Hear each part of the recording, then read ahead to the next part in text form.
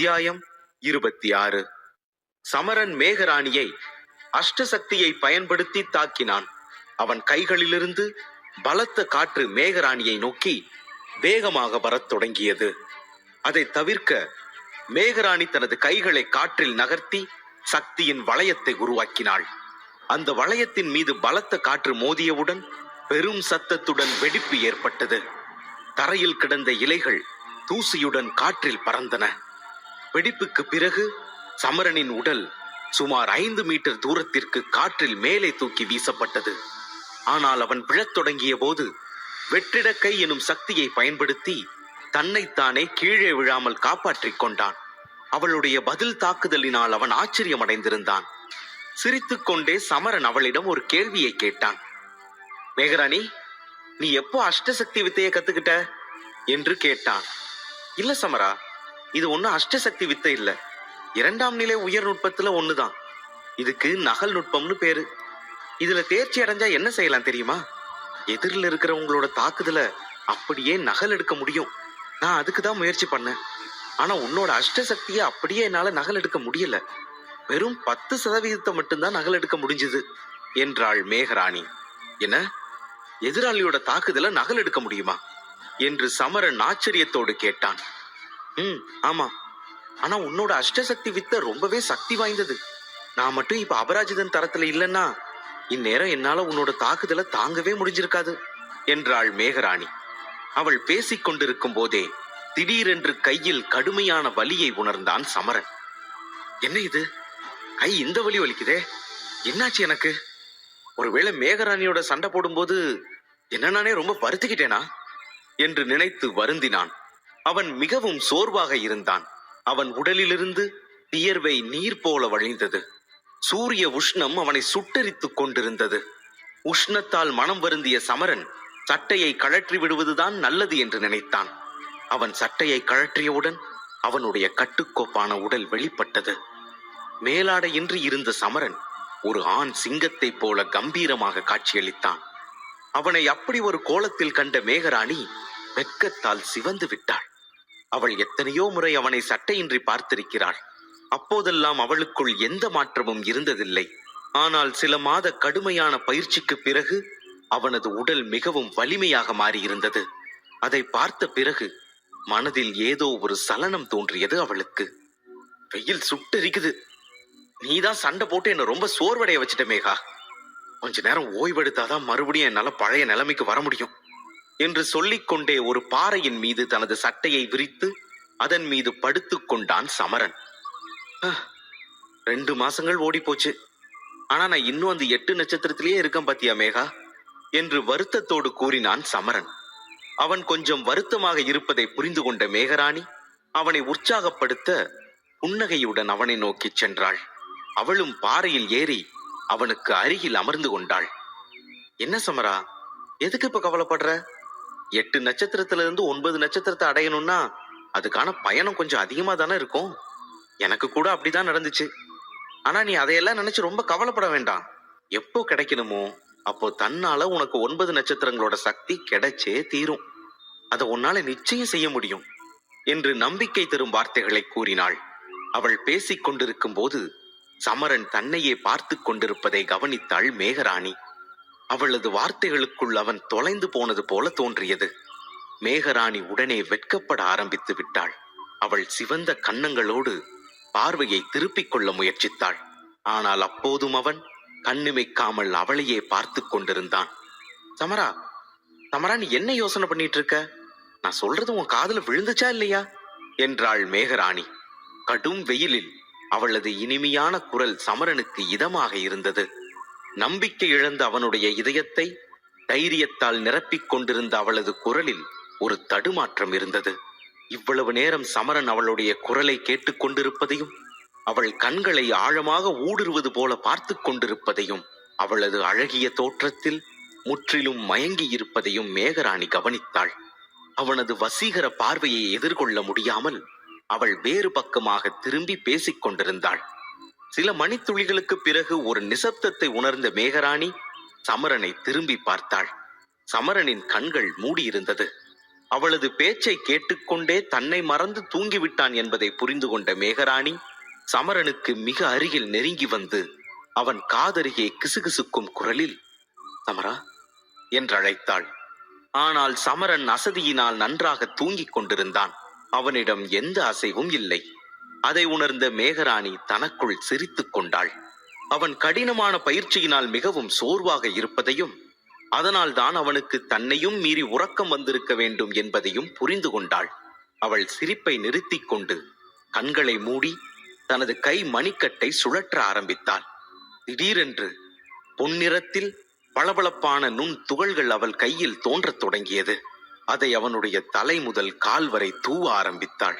பளபளக்கும் நுண் துகள்கள் அவனது உடலில் கலக்க ஆரம்பித்தது. அவனது உடல் அந்த நுண் துகள்களை முழுவதுமாக உறிஞ்சிக் கொண்டது. அதை செய்து கொண்டிருந்த போது மேகராணிக்கு உடலெங்கும் வியர்த்து கொட்டியது.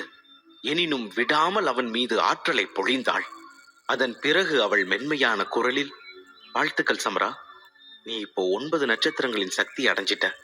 இன்னும் சில மாதங்கள் தான், அதுக்கப்புறம் உனக்கு அபராஜிதன் பட்டமும் கிடைச்சிடும் என்று சொல்லிவிட்டு அவளும் அவன் அருகில் படுத்து உறங்கத் தொடங்கினாள். சிறிது நேரம் கழித்து சமரன் தனது ஆழ்ந்த தூக்கத்திலிருந்து கண் விழித்தான். சூரியன் மெல்ல மெல்ல மறையத் தொடங்கியிருந்தது. சோம்பல் முறித்தபடி மெல்ல தன் உடலை அசைத்துக் கொண்டே எழ முயற்சித்தான். அப்போதுதான் தன் அருகில் மேகராணி படுத்திருப்பதை பார்த்தான். அவனது அசைவை உணர்ந்து திடீரென்று விழித்துக் கொண்ட மேகராணி புன்னகையுடன், ஒரு வழியா சிங்கம் தூக்கத்திலிருந்து எழுந்தாச்சு போலையே என்று சொல்லிக்கொண்டே அவளும் எழுந்து அமர்ந்து கொண்டாள். அதை கேட்ட சமரனும் சிரித்துக்கொண்டே அந்த பாறையில் இருந்து எழுந்து தன் விரைப்பான உடலின் எலும்புகளை முறுக்கினான். எலும்பை முறுக்கி சோம்பல் முறிக்கும் போது தனது சக்திகள் அதிகரித்திருப்பதை சட்டென உணர்ந்தான். தனது கைகளை புரட்டி புரட்டி குழப்பத்தோடு மேகராணியை பார்த்து, எனக்கு ஏன் இப்படி தோணுது? 9 நட்சத்திர சக்தியை அடைஞ்ச மாதிரி உணர்றேன் என்றான். அவனது வியப்பை பார்த்த மேகராணி ரகசியமாக சிரித்தாள். கடந்த முறையும் இந்த முறையும் தூக்கத்தில்தான் அவனுக்கு சக்திகள் கிடைத்திருந்தது. சந்தோஷத்தில் புன்னகைத்து வானை நோக்கி கையை உயர்த்தி என்று கத்திக்கொண்டே துள்ளி குதித்தான். அந்த சக்தியை உணர்ந்த போது அவன் முகத்தில் ஒரு புன்னகை வந்தது. அவனது புன்னகையை மேகராணி ரசித்துக் கொண்டிருந்தாள். கடைசியில் அவன் அந்த ஆனந்த மயக்கத்தில் இருந்து வெளிவந்த போது சூரியன் மறையப் போவதை உணர்ந்தான். சூரியன் அஸ்தமனமாக போகுதா? அடக்கடவுளே, அப்படின்னா நான் ரொம்ப நேரமா இங்கேயே இருந்திருக்கேனா? நீயும் எனக்காக தான் இவ்வளவு நேரமா இங்கேயே இருந்தியா மேகா? உன்னை ரொம்ப நேரமா காக்க வச்சிட்டேன் போல. தயவு செஞ்சு என்னை மன்னிச்சிடு. நான் இப்படி செஞ்சிருக்க கூடாது. அசதியில ரொம்ப நேரமா தூங்கிட்டேன்னு நினைக்கிறேன். உன்னை பத்தி யோசிக்காம நான் இப்படி பண்ணிருக்க கூடாதுதான். நீ என்னை மன்னிச்சிடு என்று அவளிடம் மன்னிப்பு கேட்டான். அதன் பிறகு விறுவிறுவென தனது சட்டையை அணியத் தொடங்கினான். இன்னைக்கு ரொம்ப நல்ல நாள். எனக்கு 9 நட்சத்திர சக்திகள் கிடைச்சிருக்குல்ல, இதை நாம கொண்டாடியே ஆகணும். என்னோட நெருக்கமான தோழி நீதான். அதனால உனக்கு சின்னதா ஒரு விருந்து கொடுக்கணும்னு ஆசைப்படுறேன். ஆனா இங்க இருந்து அது முடியாது. சீக்கிரமா நம்ம பாஞ்சால நகரத்துக்கு போயாகணும். வா மேகா, உடனே நம்ம கிளம்பி ஊருக்குள்ள போகலாம் என்றான் சமரன். என்னது சின்ன விருந்தா? உனக்கு 9 நட்சத்திர சக்தி கிடைச்சிருக்கு, சின்ன விருந்து தரேன்னு சொல்ற? முடியாது, எனக்கு பெரிய விருந்து வேணும். உனக்காக இவ்வளவு நேரம் காத்துட்டு இருந்திருக்கேன். கொஞ்சம் பார்த்து செய் சமரா என்று சிரித்துக் கொண்டே கூறினாள் மேகராணி. அடுத்த முறை கண்டிப்பா நீ கேட்ட மாதிரி பெரிய விருந்து தர மேகா. இப்ப கொஞ்சம் பணம் தட்டுப்பாடு, அதனால சின்ன விருந்து தான் கொடுக்க முடியும். இந்த முறை கொஞ்சம் பெரிய மனசு பண்ணி இதை ஏத்துக்கோயேன் என்று நகைச்சுவையாக கூறினான். இருவரும் சத்தமாக சிரிக்க ஆரம்பித்தனர். அவர்களின் சிரிப்பு காடு முழுவதும் எதிரொலிக்க தொடங்கியது. சமரன் தனது இதயத்தின் அடிப்பகுதியில் இருந்து அவளுக்கு நன்றி சொல்ல விரும்பினான். அதனால் ஒரு சிறிய விருந்து மட்டுமின்றி அவள் விரும்பிய சில பொருட்களையும் வாங்கி கொடுத்தான். விருந்து முடிந்து இருவரும் நிம்மதியோடு வீடு திரும்பினார்கள். சமரன் தன் அறைக்கு வந்து கட்டிலில் குதித்து படுத்துக் கொண்டான். நட்சத்திர சக்தியின் மகிழ்ச்சி அவன் முகத்தில் தெளிவாக தெரிந்தது. கூடிய சீக்கிரமே நான் மறுபடியும் அபராஜிதன் ஆயிடுவேன். என்னை பத்தி அவதூறா பேசினவங்களுக்கு எல்லாம் பதிலடி கொடுப்பேன் என்று சொல்லிக் கொண்டான். அப்போது மோதிரத்தில் இருந்து வருணமித்திரரின் குரல் கேட்டது. சமரா, 9 நட்சத்திர சக்தி கிடைச்சதுக்கு வாழ்த்துக்கள். ஆனா இதுக்கு நீ நிஜமாவே மேகராணிக்கு தான் நன்றி சொல்லணும். ஏன்னா அப்பதான் உன்னோட சக்திய 9 நட்சத்திரத்துக்கு உயர்த்தினா. நீ நல்லா தூங்கிட்டு இருக்கும் போது உனக்காக அவ தான் இதை செஞ்சா. உனக்கு தெரியாம செய்யணும்னு நினைச்சா. ஆனா நான் பார்த்துட்டு இருக்கேன்னு அவளுக்கு தெரியாது பாரு என்றார். இதை கேட்டவுடன் அவனது மகிழ்ச்சி ஆச்சரியமாக மாறியது. அவன் மோதிரத்தை பார்த்து தன் குருவிடம், குருவே, கொஞ்சம் புரியற மாதிரி சொல்லுங்க, மேகராணியா என்ன 9 நட்சத்திர சக்திக்கு உயர்த்தினா என்று ஆச்சரியத்தோடு கேட்டான். ஆவி போன்ற மனிதர் தனது மோதிரத்திலிருந்து வெளியே வந்து சமரனின் அறையில் போடப்பட்டிருந்த ஒரு நாற்காலியில் அமர்ந்தார். பிறகு அவர் சமரனை பார்த்து, ஆமா சமரா, அந்த சக்திக்காக நீயும் ரொம்பவே கடுமையா உழைச்சிருக்க. ஆனா ஆனா என்ன? எதுவா இருந்தாலும் பரவாயில்ல, சொல்லுங்க குருவே என்றான் சமரன். இந்த கேள்விக்கு அவர் ஒரு தெளிவான பதிலை கொடுத்தார். அவதான் உனக்கு 9 நட்சத்திர சக்திய கொடுத்தா. ஆனா அவ கொடுக்கலனாலும் இன்னும் 1 வாரத்துல நீயாவே அந்த சக்திய அடைஞ்சிருப்ப என்றார். இதை கேட்ட சமரன் சட்டென படுக்கையிலிருந்து எழுந்து வருணமித்திரரை நோக்கி, குருவே, நான் வருத்தப்படுறத பார்த்துதான் அவ எனக்கு இந்த மாதிரி ஒரு உதவியை செஞ்சிருக்கா. அதெல்லாம் சரிதான். ஆனா எனக்கு இந்த சக்தி கிடைச்சதுனால மட்டும் என்ன மாறிட போகுது? இப்போ நான் 9 நட்சத்திர சக்தியில தானே இருக்கேன். அபராஜிதனாக எப்படியோ 5 to 6 மாசம் ஆகுமே. குருவே, நான் ஏற்கனவே 1 வருஷத்தை இழந்துட்டேன். இன்னும் 2 வருஷத்துல யவனிகா மாதிரி நானும் வலிமையானவன் ஆகணும் என்றான். வருணமித்திரர் எந்த பதிலும் சொல்லாமல் அமைதியாக அமர்ந்திருந்தார். சமரன் மேலும் தொடர்ந்தான்.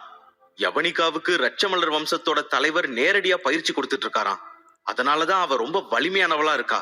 அது மட்டும் இல்லாம சாண்டிலியன் மாதிரி ஒரு சிறந்த மருத்துவர் அவளுக்கு ஆதரவா இருக்காரு. அவர் மருத்துவத்துறையில ரொம்ப பேர் போனவர். அவருதான் யவனிகாவுக்கு ஏதேதோ சக்தி பானங்கள் செஞ்சு கொடுக்கிறாரு. அவன் புலம்பிக் கொண்டிருப்பதை கேட்ட வருணமித்திரர் சத்தமாக சிரிக்கத் தொடங்கினார்.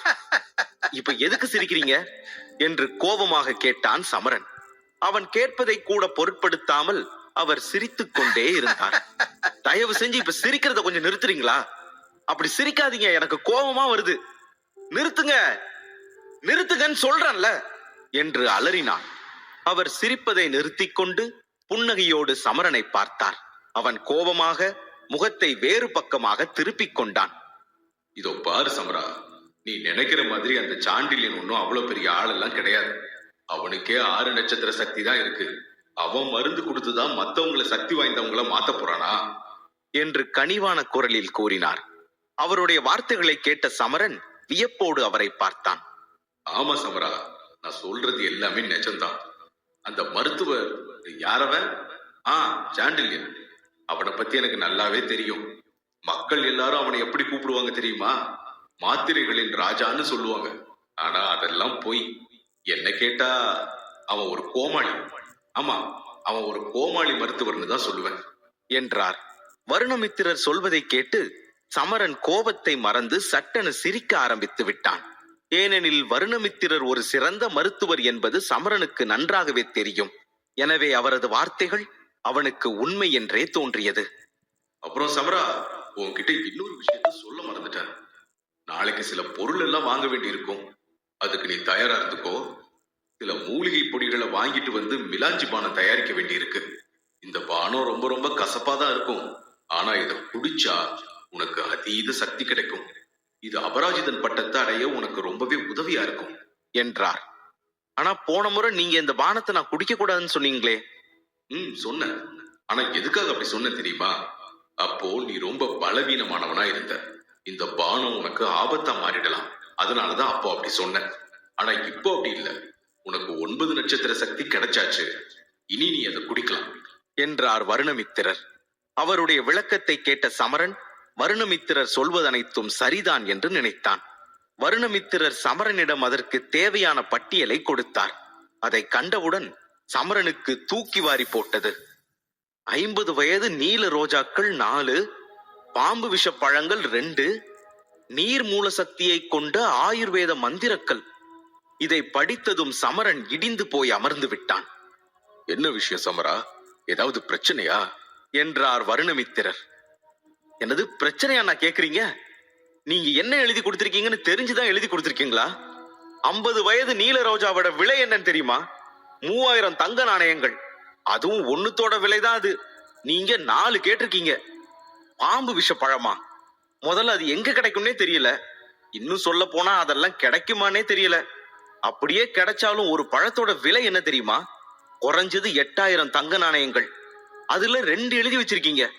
அப்புறம் என்ன என்று சொல்லிக்கொண்டே மீண்டும் பட்டியலை பார்த்துவிட்டு, மூல சக்தி கொண்ட மந்திரக்கல்லா, சரியா போச்சு. இத நான் ஒரே ஒரு தடவை தான் கண்ணாலேயே பார்த்திருக்கேன். அதுவும் ஏல நடக்கிற இடத்துல தான் தூரத்துல இருந்து பார்த்திருக்கேன். இதோட ஆரம்ப விலையே 10,500 தங்க நாணயங்கள். இந்த பட்டியல்ல நீங்க எழுதியிருக்கிற ரொம்ப மலிவான பொருள் கூட எனக்கு ரொம்ப விலை உயர்ந்தது. மொத்தத்துல இது எல்லாத்துக்கும் சேர்த்து எவ்வளவு தேவைப்படும் தெரியுமா? கிட்டத்தட்ட 50,000 தங்க நாணயங்கள். எவ்வளவு? 50,000 தங்க நாணயங்கள். சொல்லவே எவ்வளவு பெருசா இருக்கு பாத்தீங்களா? இதுக்கெல்லாம் நாணயம் எனக்கு எங்க இருந்து கிடைக்கும்? இதையெல்லாம் எழுத உங்களுக்கு ஒரு பேனா மட்டும் போதும். ஆனா வாங்கணும்னா எனக்கு எவ்வளவு தேவைப்படும் தெரியுமா என்று ஆத்திரத்தோடு கூறினான்.